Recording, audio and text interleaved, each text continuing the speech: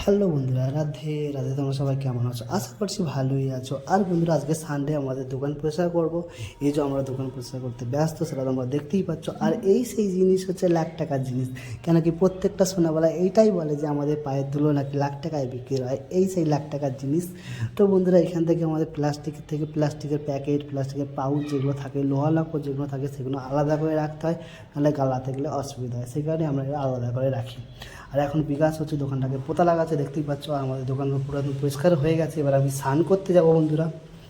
এই যে বন্ধুরা, স্নান করে চলে এসেছি, এবার সেবা দিতে যাব। তো সেবা দিতে গিয়ে দেখি যে প্রদীপের তুলো শেষ হয়ে গেছে, তো সেই কারণে আমি আবার রেডি করছি।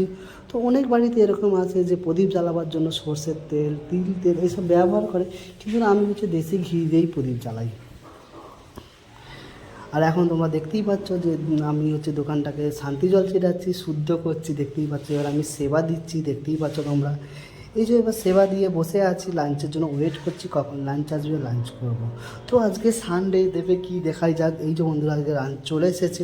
মাংস দিয়েছে, ডাল দিয়েছে, বেগুন ভাজা দিয়েছে, দেখতেই পাচ্ছ। আর এই যে লাঞ্চ করে বসে আছি, এবার আমি রেস্ট নেবো। আর বন্ধুরা, তোমাদেরকে একটা কথা বলি, যে কীভাবে মানে ক্যাঁচড়া থেকে সোনা বের করা হয়, সেই ভিডিও তোমাদের সাথে তোমার কাছে নিয়ে আসবো।